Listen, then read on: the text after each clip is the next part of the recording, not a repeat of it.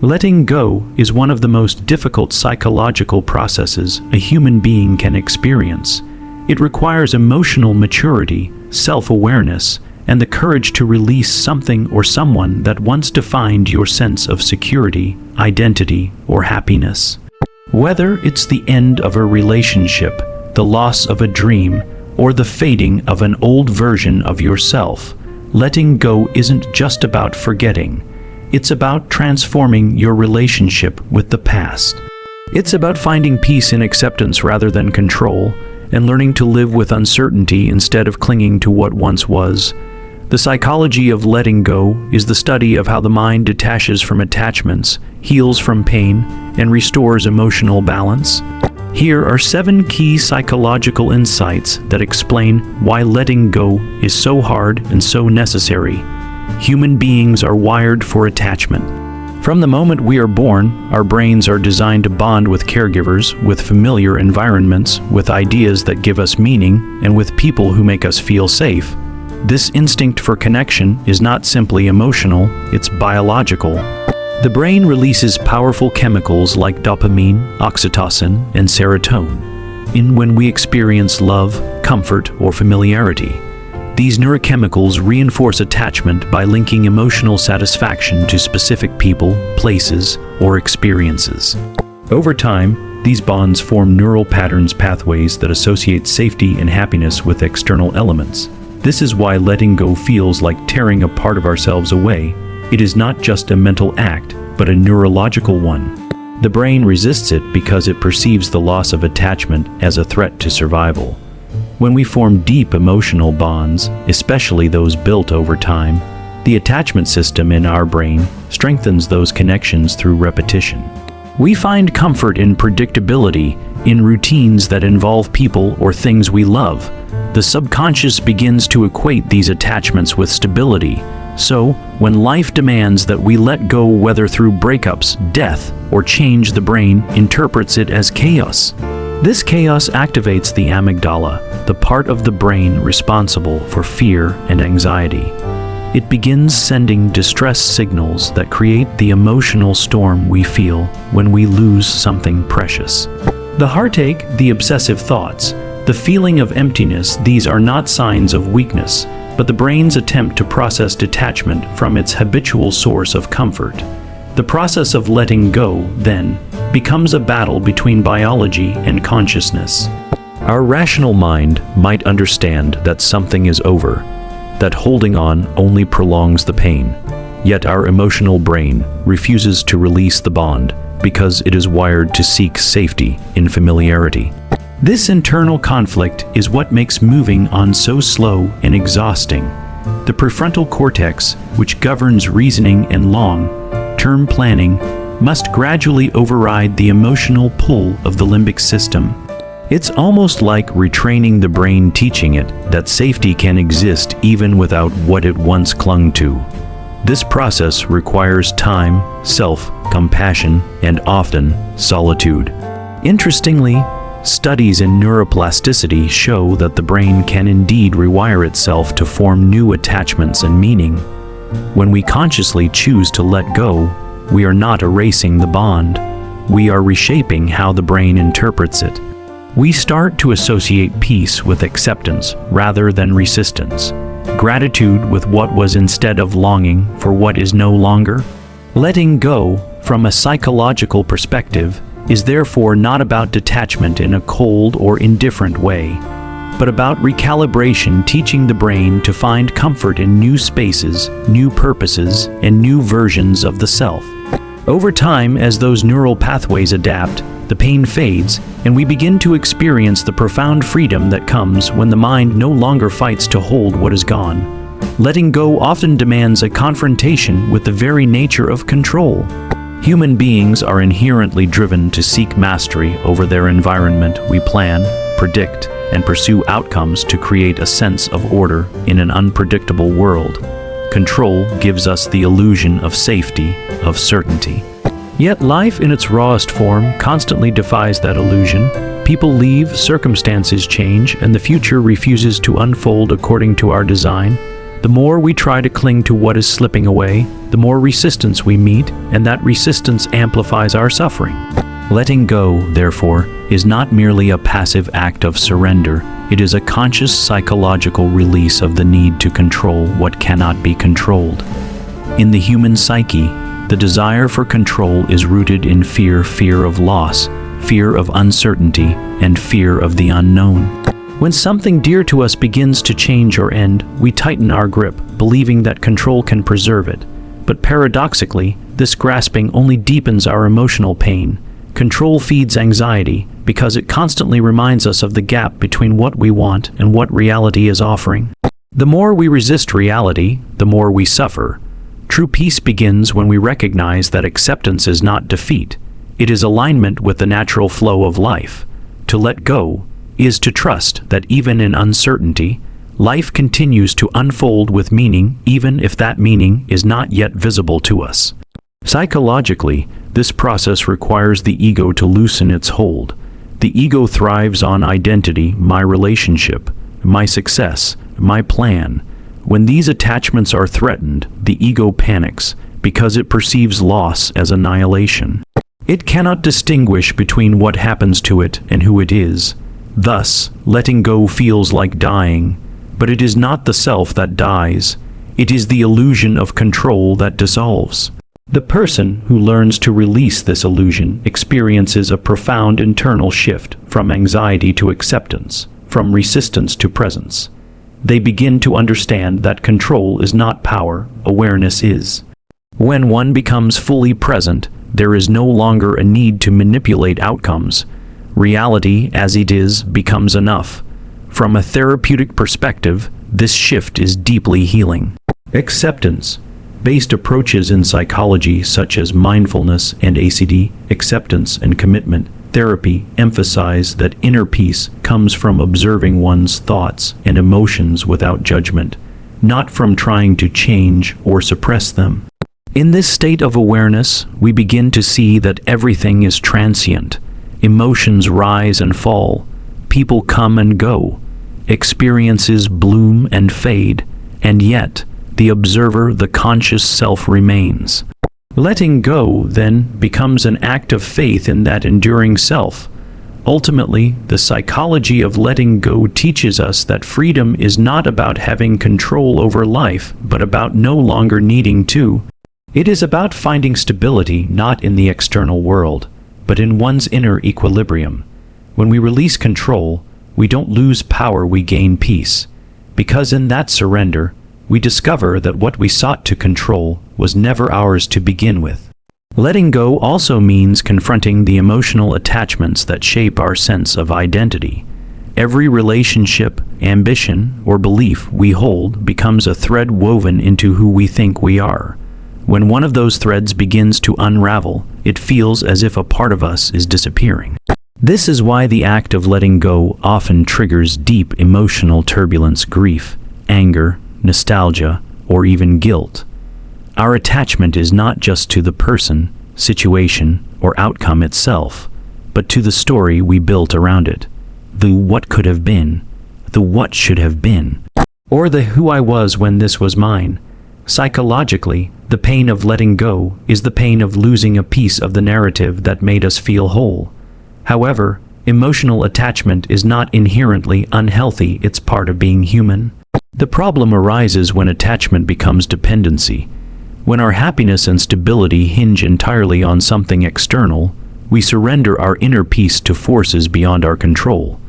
This is where the psychology of letting go becomes an essential act of self-liberation.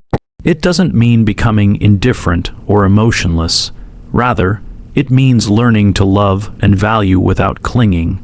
It's the ability to say, I can care deeply, but I do not need to possess. This subtle shift in emotional stance transforms pain into understanding and dependency into strength. At its core, letting go requires emotional awareness, the willingness to sit with discomfort without immediately seeking to fix or escape it. Many people rush to fill emotional voids after loss. They distract themselves, find replacements, or suppress their feelings. But what is repressed does not disappear. It festers beneath the surface, shaping future attachments in unconscious ways. The psychology of letting go invites us to face the emptiness fully, to allow the grief, the longing, and the confusion to exist without resistance. In doing so, we process and integrate the experience instead of becoming defined by it. Neurologically and emotionally, the act of letting go rewires our relationship with pain. The brain, conditioned to associate loss with danger, initially reacts with alarm. But when we stay with our emotions rather than fleeing from them, the nervous system begins to learn safety in stillness. Over time, we discover that we can survive heartbreak, disappointment, and change, that life does not end when something we value ends. This realization builds resilience and emotional maturity. The next time loss appears, we are less reactive, less fearful, and more accepting. To let go of emotional attachment is, therefore, to reclaim our emotional autonomy. It is to realize that while we cannot control external events, we can choose how we relate to them. When we detach with love, when we honor the experience but release the need to hold it, we grow lighter. We begin to experience relationships, ambitions, and even failures not as things to grasp, but as chapters to learn from. The more we release, the freer we become, not because we lose less, but because we no longer let loss define us. Letting go also involves the profound acceptance of impermanence, the understanding that everything in life is temporary, shifting, and ultimately beyond our control. From the moment we are born, we are surrounded by constant change. Seasons turn, people evolve, relationships fade, and our own thoughts and emotions never stay still. Yet, despite knowing this intellectually, we resist it emotionally. We cling to the illusion that permanence equals safety, that if we hold tightly enough to what we love or what we know, we can freeze time and protect ourselves from pain. But the truth is, the tighter we hold, the more we suffer.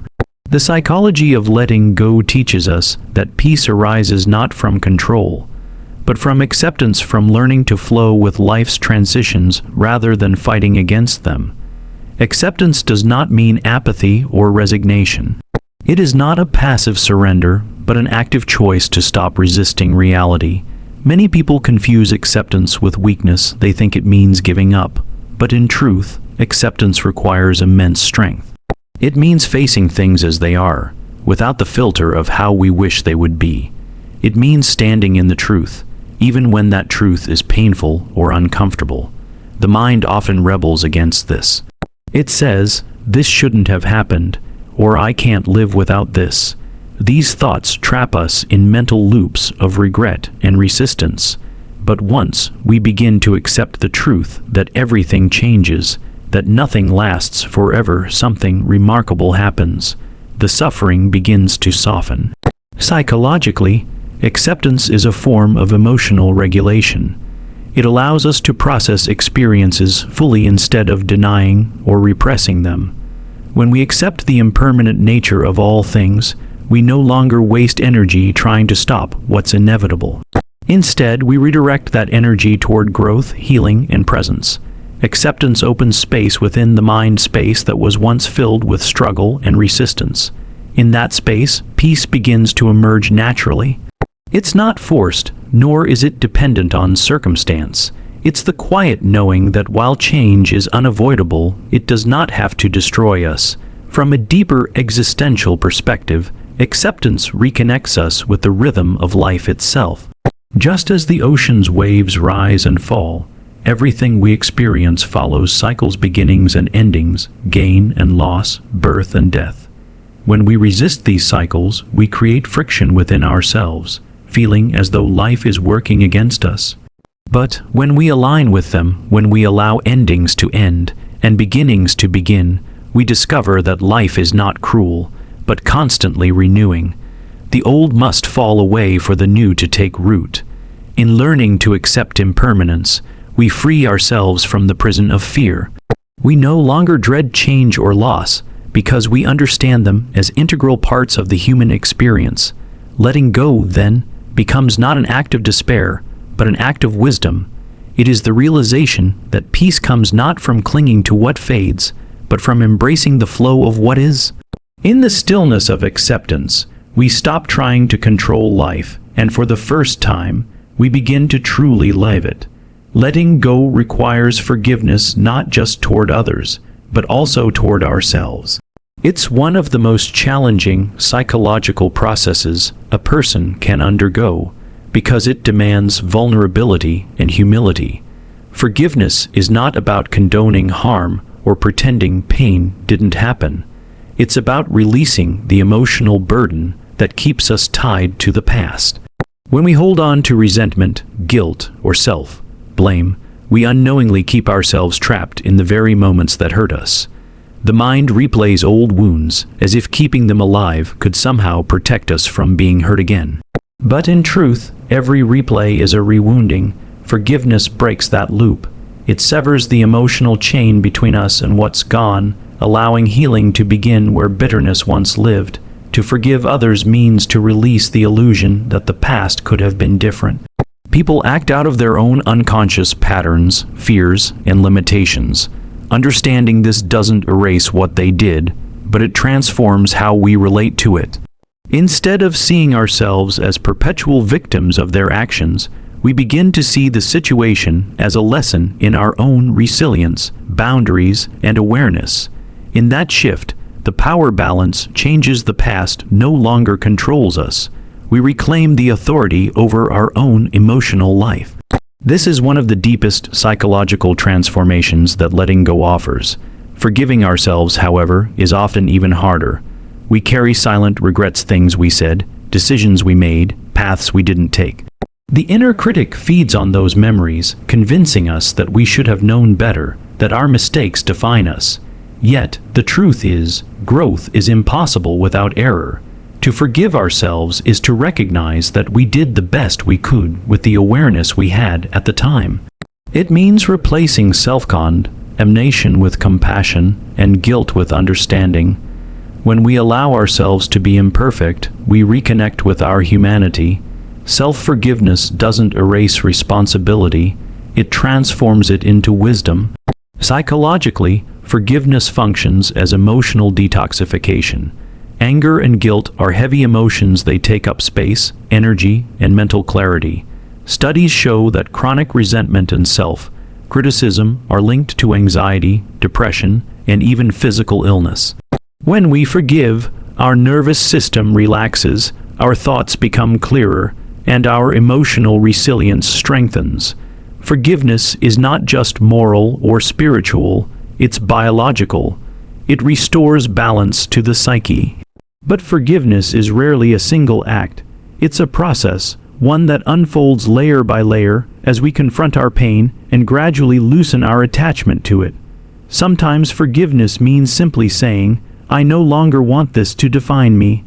That moment of willingness, however small, marks the beginning of freedom. Over time, as we practice it, forgiveness becomes less about others and more about our own liberation. Ultimately, to forgive is to let go of the need to rewrite the past. It's choosing peace over revenge, growth over bitterness, and self-compassion over self-punishment. Forgiveness doesn't mean forgetting what happened. It means remembering it without letting it poison who we are now. It's the quiet, powerful decision to stop carrying what no longer belongs to us, and that, more than anything, is what sets the soul free. Letting go also means releasing the illusion of control, that deep, unconscious belief that if we plan enough, worry enough, or hold tightly enough, we can prevent pain, loss, or failure. The truth, however, is both liberating and terrifying. We control far less than we think. Life moves with its own rhythm, indifferent to our expectations. The people we love may leave, our plans may fail, our identities may crumble, and yet, it is within this lack of control that our greatest strength can emerge. The psychology of letting go teaches that peace does not come from mastering life, but from mastering our response to its uncertainty. The human mind craves predictability. It evolved to seek safety, to avoid risk, to anticipate danger.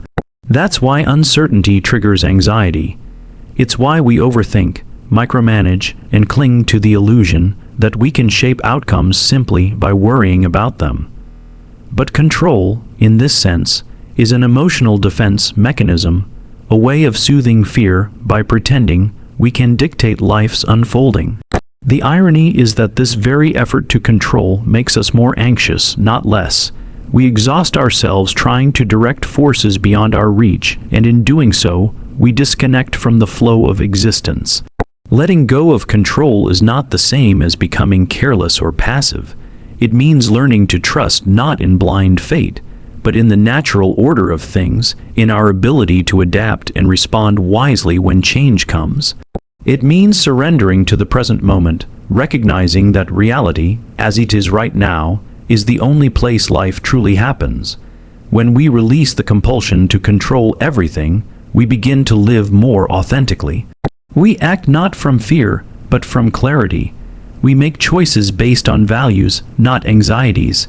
This is a profound psychological shift from external control to internal stability. From a deeper spiritual and psychological perspective, the need to control often stems from unresolved wounds. People who experienced unpredictability, rejection, or chaos in their early lives tend to overcompensate by trying to manage everything as adults. Their control is not arrogance, it's fear disguised as order. Healing begins when they realize that control never truly kept them safe, it only kept them tense. In learning to let go, they rediscover trust in themselves, in others, and in life's unfolding. Letting go of control also opens us to spontaneity and creativity. When we stop trying to force outcomes, we allow new possibilities to emerge, ones our fearful minds could never have planned. The world becomes less like a battlefield to dominate and more like a dance to move with. Control seeks rigidity, freedom seeks flow, and life at its essence is movement. In the end, releasing control is an act of courage. It means accepting that uncertainty is not our enemy, it is our teacher. Every moment of unpredictability invites us to grow in patience, humility, and adaptability. The paradox is clear. The more we let go of control, the more in control we become, not of the world, but of our inner peace. True strength is not in holding tight, but in learning when to release and trusting that, even in surrender, we are safe. Letting go ultimately leads to rebirth, a psychological and spiritual renewal that arises only after we release what no longer serves us. In the process of letting go, something within us dies, an identity, an attachment, a belief, or a version of ourselves that once felt essential. This death is often painful. It feels like losing a part of who we are. Yet it is through this very process that something new is born, a deeper, wiser, freer self. The psychology of letting go reveals that transformation requires loss, and loss, when embraced consciously, becomes the soil for new growth. When we hold on to the past, to old stories, old pains, old identities, we live in psychological stagnation. We recycle the same emotions, replay the same narratives, and wonder why life feels repetitive or empty. The mind clings because it fears the unknown. It confuses familiarity with safety. But growth is impossible without change, and change demands letting go. Just as a snake must shed its skin to survive, the human psyche must shed outdated patterns to evolve. The more we resist this process, the more painful it becomes. Rebirth begins the moment we stop resisting what's leaving and start welcoming what's arriving. From a Jungian perspective, letting go can be seen as a form of individuation, the process by which the self integrates what was previously unconscious and becomes whole. When we release attachments, we create space in the psyche for new aspects of ourselves to emerge. The person we thought we were defined by roles, relationships, and external validation begins to dissolve. What replaces it is something more authentic, a self not bound by fear or dependency, but rooted in awareness and self-knowledge. This inner rebirth feels like waking up after a long sleep. The world looks the same, but we are not the same. this renewal doesn't happen all at once. It unfolds gradually, often through moments of silence, grief, and reflection. The emptiness we feel after letting go is not a void to fear, but a sacred space for transformation. The mind, accustomed to noise and attachment, panics at emptiness, but the soul recognizes it as freedom. When we stop filling that space with distractions or regrets, something profound begins to grow: peace, clarity, creativity, and a deep connection to life itself. Letting go teaches us that endings are never truly endings. They are thresholds, transitions from one state of being to another. Every person who leaves, every chapter that closes, carries within it the seed of something new. The challenge lies in trusting that process, even when we cannot see what's next. It's in those moments of uncertainty that faith is tested and strength is forged. Rebirth, then, is not about becoming someone new. It's about becoming more of who we truly are. It's the realization that we were never meant to stay the same, that growth requires both death and renewal, both loss and creation. When we let go, we do not diminish ourselves, we expand. The past dissolves, but what remains is purer, a self stripped of illusion, free from the weight of what once was, and ready to live fully in the unfolding present.